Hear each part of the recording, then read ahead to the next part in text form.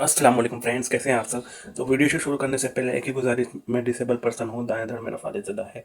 और मैं घर बैठे मैंने अपना एक यूट्यूब चैनल बनाया है अदीम क्रिकेट व्लॉग के नाम से। तो काइंडली मेरे इस चैनल को करें सब्सक्राइब, इस शॉर्ट को करें लाइक और वीडियो को बेल आइकन को प्रेस करना ना भूलिएगा, और इस वीडियो को ज़्यादा से ज़्यादा शेयर के करें।